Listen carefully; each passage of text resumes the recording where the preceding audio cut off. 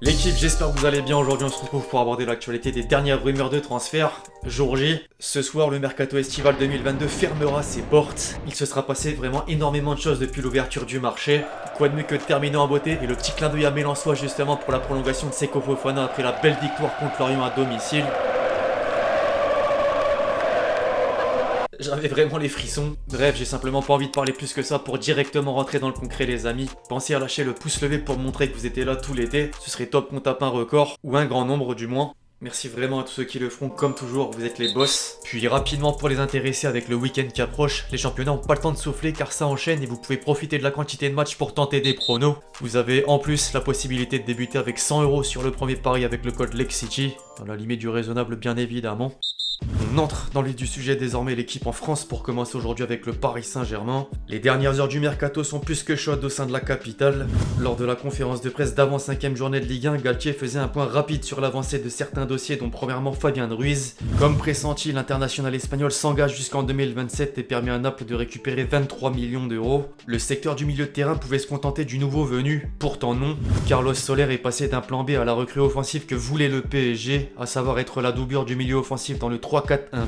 Il suit les traces de son compatriote en signant pour la même durée et contre un montant équivalent. A noter que Valence veut le remplacer par Mario Lemina. Les Valenciens ont initié des premiers contacts avec l'entourage du joueur et pourraient vite trouver un accord dans la continuité de Cavani justement. Le Matador se joint bel et bien à l'effectif de Gattuso. L'entraîneur parisien a ensuite évoqué le cas Skriniar. Sans surprise, les négociations sont difficiles avec l'Inter qui campe sur sa position. D'ailleurs, Nasser Al-Khelaifi relaye maintenant Luis Campos et essaye de convaincre la direction des Nerazzurri. Des rumeurs assez surprenantes sont également apparues à l'image d'N'Golo Kanté. À encore foot mercato, les blessures du chouchou des Bleus font réfléchir Chelsea et Paris se tient prêt à un an de la fin de son contrat. Mieux encore, en Espagne, Gérard Romero stipule que si Manchester City perd Bernardo Silva, le successeur digne de nom dans le viseur de Guardiola se nomme Marco Verratti. Effectivement, l'informateur catalan précise que le Barça croit toujours en sa capacité à mettre la main sur l'ancien monégasque. Une information évidemment à prendre avec des pincettes étant donné la position du PSG d'un côté avec Verratti et des Citizens d'un autre avec Bernardo Silva. Au rayon des indésirables à présent, Paredes change d'air et voyage enfin à Turin.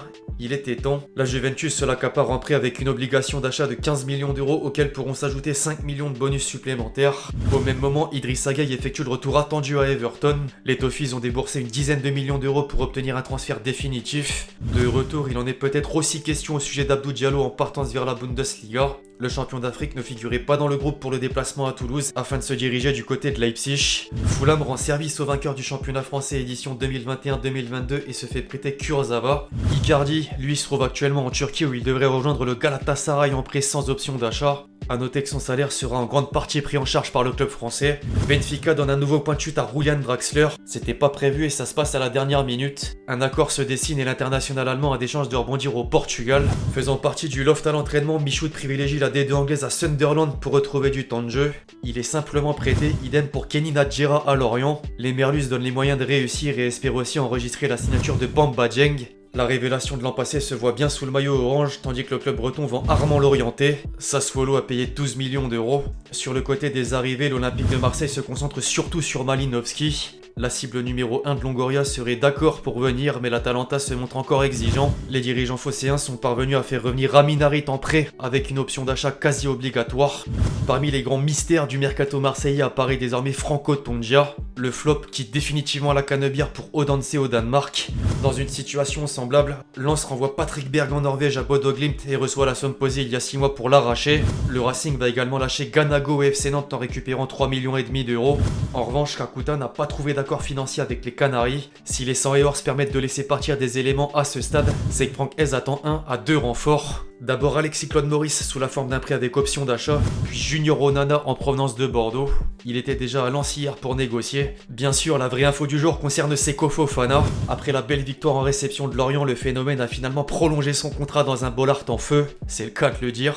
Forcément, le petit clin d'œil à Mélençois pour cette nouvelle absolument incroyable. Les approches venant de l'étranger resteront donc sans suite. Idem en France où Nice s'y intéressait. Le choix de Captain Seko puis le prix fixé à 30 millions d'euros ont poussé les Aiglons à se tourner vers d'autres pistes, à commencer par Bakayoko. Le Stade Rennais et le gym s'apprêtent à boucler une grosse opération. Amine Gouiri a posé ses valises en Bretagne et Gaëtan Laborde fait le chemin inverse pour faire baisser la note du transfert. Avant l'officialisation du deal et après la confirmation de l'arrivée d'Issa Diop, le club azurien dégraisse en prêtant Stengs au Royal Antwerp et Dolberg au FC Séville. De la même façon, pour Lyon, Youssouf Koné et Kadewere sont respectivement prêtés à Ajaccio et à Majorque pour une saison. Les Guns s'activent également avant la deadline à 23h. Suite à la grosse perte Paqueta à West Ham, l'OL se place sur Arthur Melo en remplaçant éventuel. Deux problèmes interviennent néanmoins.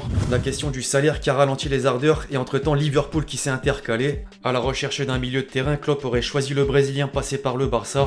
La quête du latéral droit par contre trouve preneur pour les Lyonnais. Ils ont jeté leur dévolu sur le champion d'Europe avec les U17 de l'équipe de France, Saël Koumbedi. En première ligue, désormais, les cadors anglais cassent leur tirelire pour terminer la période estivale. Outre Paqueta à West Ham contre 60 millions d'euros, Manchester United a bel et bien aligné 100 millions d'euros pour s'offrir Anthony, pendant que Chelsea a mis 10 millions de moins sur Wesley Fofana. Alors l'Ajax tenait quelques noms de successeurs possibles et le choix s'est reporté sur Lucas Ocampos qui a signé en prêt. En parallèle, Leicester s'attache les services de Wout Faes pour pallier le départ de l'ancien Stéphanois. Reims devrait encaisser la bagatelle de 20 millions d'euros. Blues et Red Devils ne devraient pas s'arrêter là à cause du besoin urgent de renfort. Le club londonien propose 50 millions d'euros à l'Ajax pour Edson Alvarez. Vardiol a finalement fait le choix de la prolongation à Leipzig. Sinon, en attaque, Aubameyang et Anthony Gordon sont toujours en ligne de mire. Par contre, la formation entraînée par Frank Lampard compte pas se séparer de l'attaquant anglais. Les Mancuniens de leur côté vont recruter Dubravka, le gardien de Newcastle, pour concurrencer De Gea. Quant à Ronaldo, la star portugaise pourrait rester malgré l'intérêt de Naples prononcé au sein de la presse italienne. L'autre Manchester vient de boucler la venue inattendue d'un défenseur central. City a dévoilé la signature d'Akanji contre 17 millions et demi d'euros. Tiens. Concernant le Barça, les deux priorités sont de trouver un latéral droit et de régler les problématiques des indésirables. Thomas Meunier est l'option la plus suivie, tandis que Marcos Alonso est susceptible de débarquer en incluant le deal Aubameyang pour réduire le montant du transfert. Dans la liste des joueurs placés au second rang par Xavi, Serginho Dest s'envole pour l'AC Milan et se fait prêter chez les Rossoneri. Jordi Alba lui se rapproche du voisin Inter. Puis c'est officiel, Reguilón est un nouveau joueur de l'Atlético Madrid et de 18 pour Nottingham Forest. Également à la recherche d'un latéral droit, le promu se renforce avec un colchonero en la personne de Renan Lodi. La Real Sociedad retrouve Alexander Sorloth sous la forme d'un prêt de Leipzig. Libre de tout contrat, Januzaj rejoint Séville suite au départ d'Ocampos. Les Andalous se séparent de Mounir Haddadi. L'international marocain signe à Retafe. Wolverhampton s'offre Kaladzic en provenance de Stuttgart contre 18 millions d'euros. Saint-Etienne annonce 3 nouvelles recrues dans des secteurs différents. L'attaquant sénégalais de Karabakh Ibrahima Wadji, Léo Petro qui revient chez les Verts au sein de la défense et Thomas Monconduit qui fait le même chemin que son ex-coéquipier à Lorient. Les Girondins de Bordeaux envoient Jérémy Houdin à Lecce.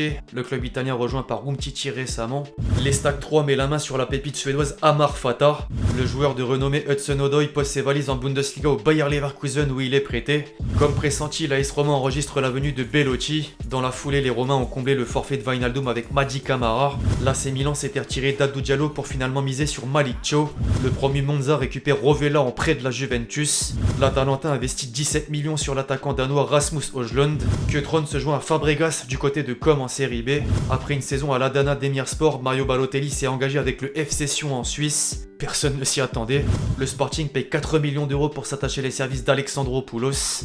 Pour 6 millions d'euros, Cornelius part de Trabzonspor et se lie à Copenhague. Enfin, des nouvelles d'un ancien Marseillais. Alvaro González rejoint Rudy Garcia à Al Nasser en Arabie Saoudite. Bref, l'équipe, c'est tout pour cette vidéo sur l'actualité des dernières rumeurs de transfert. J'espère que vous l'avez kiffé, je compte sur vous si c'est le cas pour lâcher votre meilleur pouce levé. Donnez-moi vos avis justement sur tout ce qu'on a pu aborder aujourd'hui. D'ici là, on se retrouve très vite sur la chaîne pour de nouvelles vidéos. C'était LexG.